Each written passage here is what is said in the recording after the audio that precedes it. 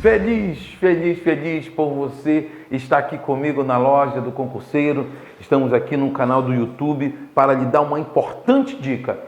Dica essa que serve para a Polícia Militar do Estado do Pará. Nós vamos trabalhar Geografia Geral. Sabemos que no conteúdo programático do último concurso nós tivemos Geografia Geral Brasil, além também das atualidades regionais. E a intenção é colocarmos algumas questões que podem sim estar relacionadas a temas que de repente podem estar vindo na tua prova. Vamos lá então? Vamos para a nossa questão aqui. Preste bem atenção quando nós temos assim as relações humanas no mundo globalizado da atualidade são intensas.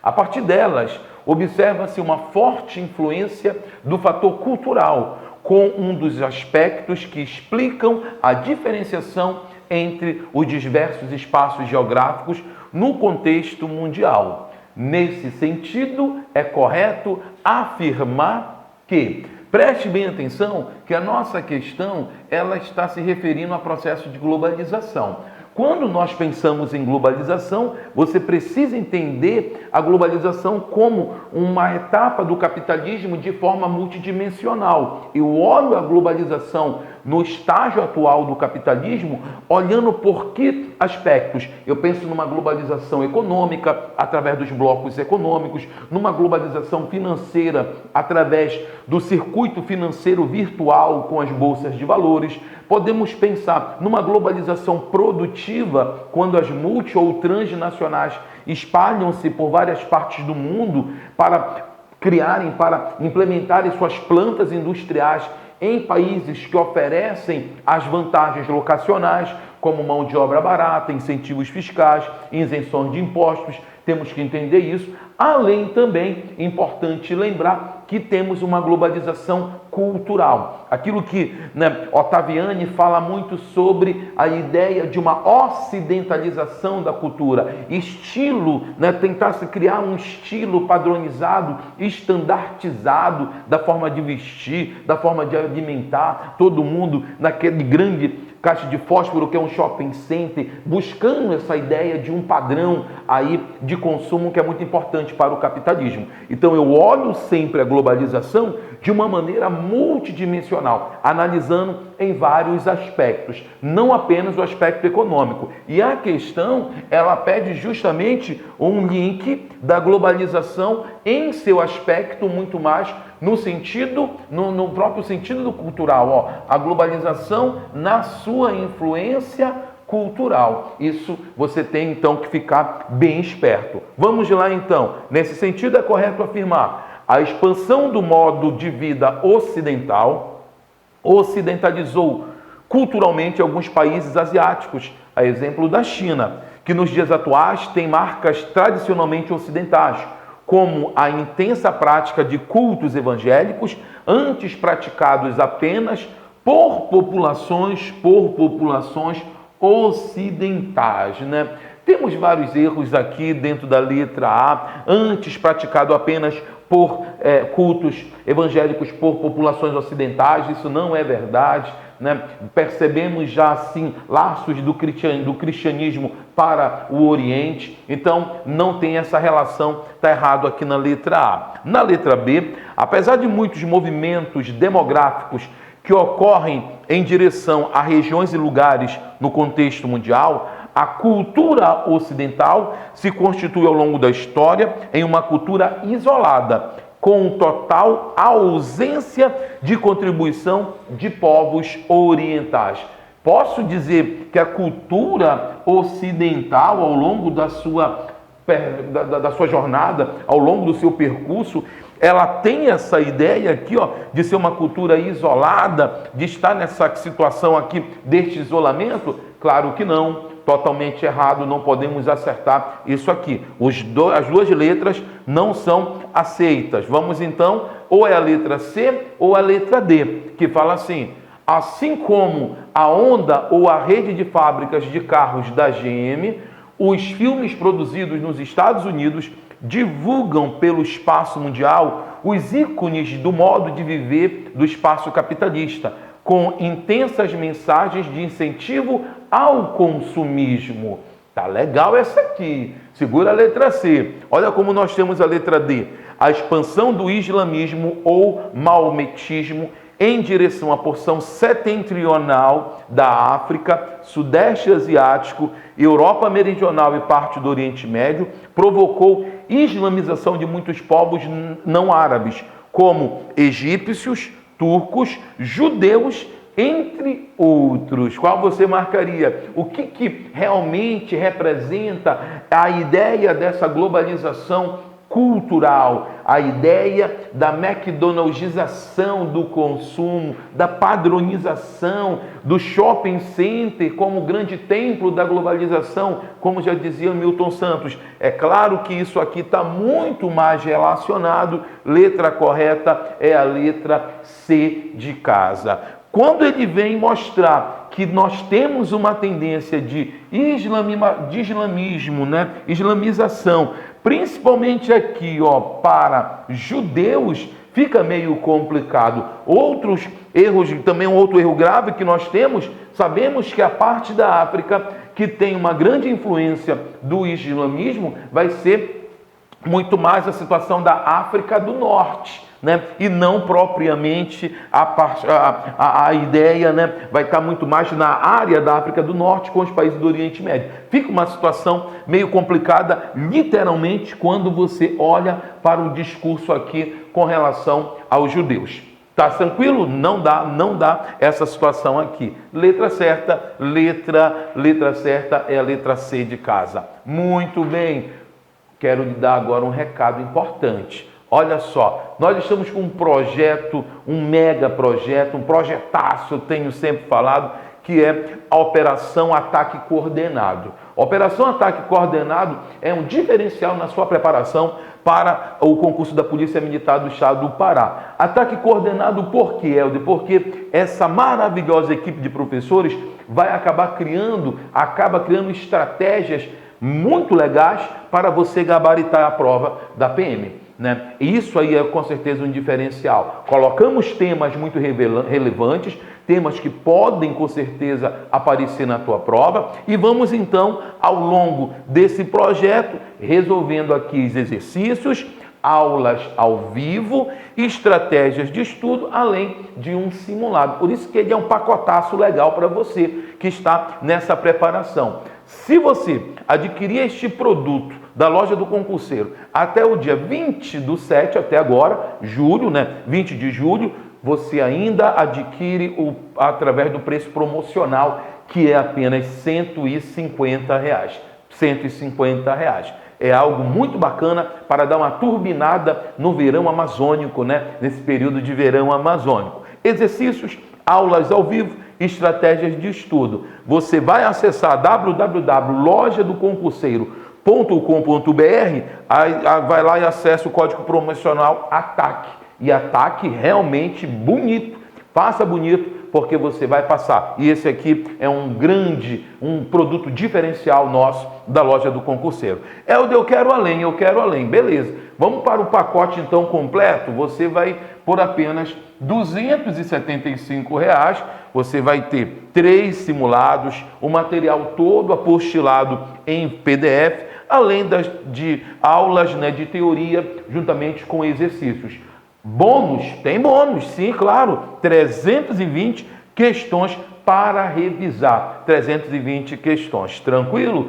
Qualquer coisa, nos chame pelo zap.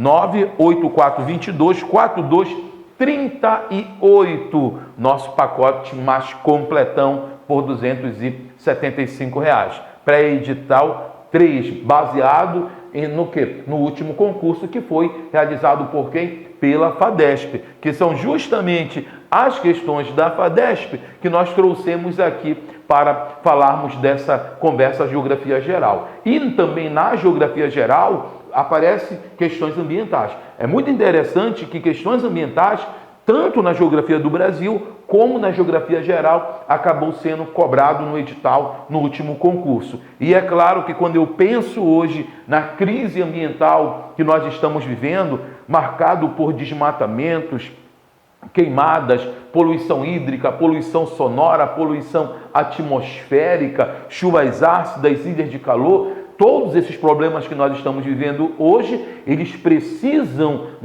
diminuírem ou diretamente serem resolvidos. E nada melhor para a resolução desses problemas que nós estamos vivendo hoje, nós compreendermos a conceituação de desenvolvimento sustentável.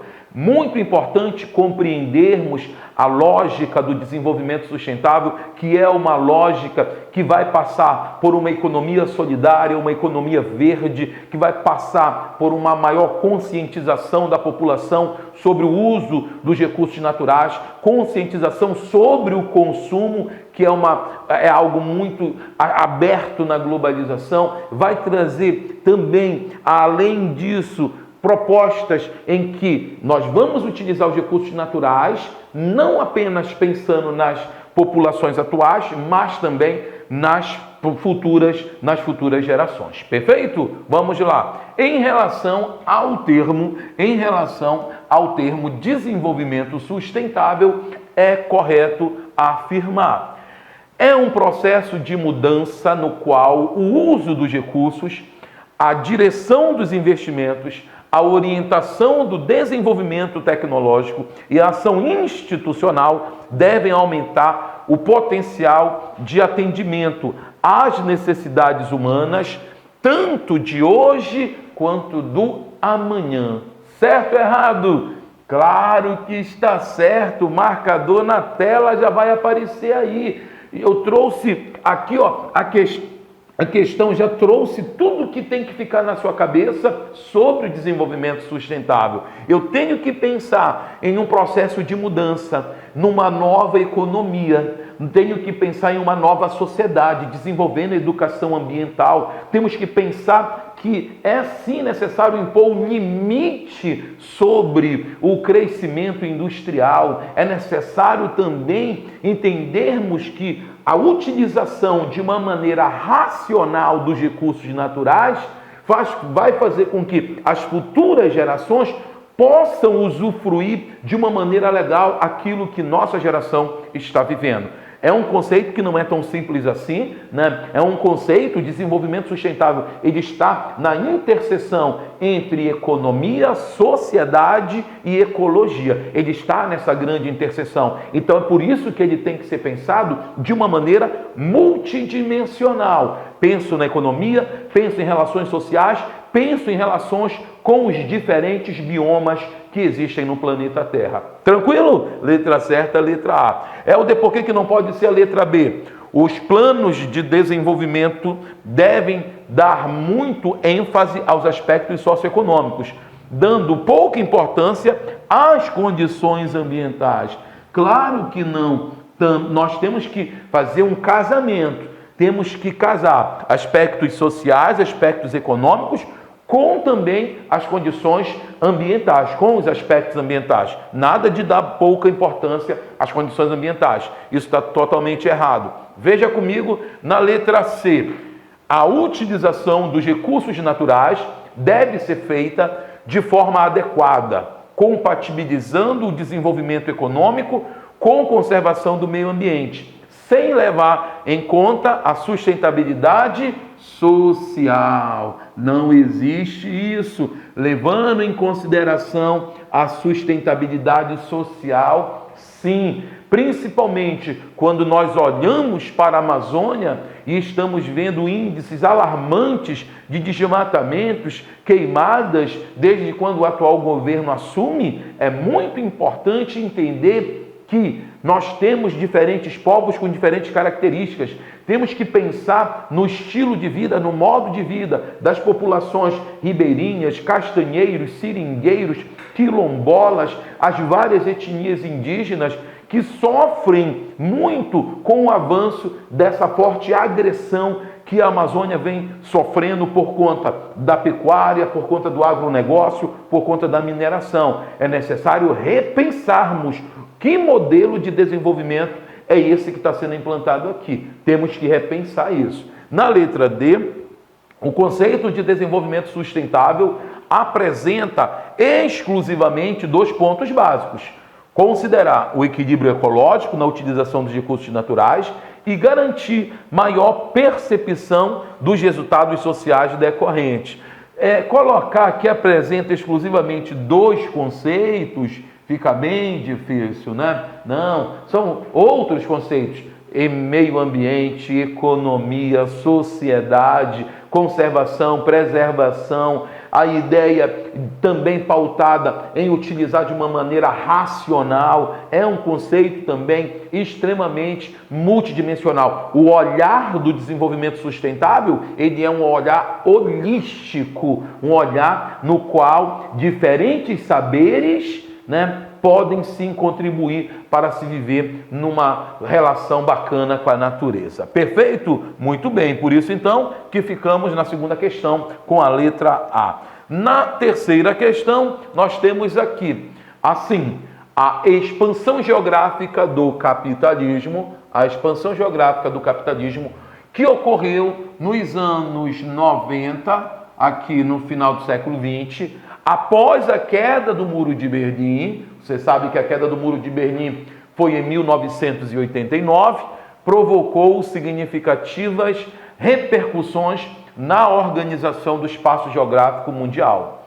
Dentre essas repercussões, merecem destaque ou destaques? Vamos lá. Muito simples.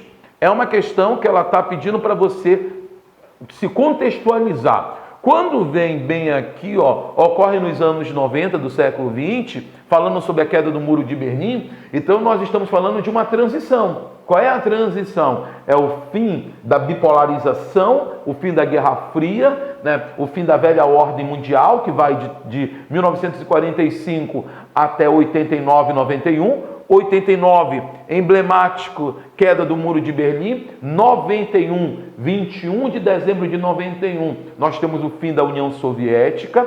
E a partir de então, nós vamos já caminhar para uma multipolarização, para uma nova ordem mundial. E acontecimentos importantes vão se desenrolando dentro deste percurso dos anos 90 para cá. Entre eles, vamos ver então, dentre essas repercussões, do fim da Guerra Fria para a nova ordem mundial, merece destaque: retração do modo de produção socialista, antes dominante no mundo, em especial na Europa e Ásia, onde o grande destaque é a China, que passou a ser totalmente socialista, tanto política quanto economicamente. Certo? Errado. Você sabe que o principal símbolo do socialismo foi a antiga União Soviética, a URSS, União das Repúblicas Socialistas Soviéticas. Foi com certeza o grande símbolo que rivaliza com os Estados Unidos na Guerra Fria, né? Colocar a China totalmente socialista, tanto do ponto de vista político como econômico, está errado.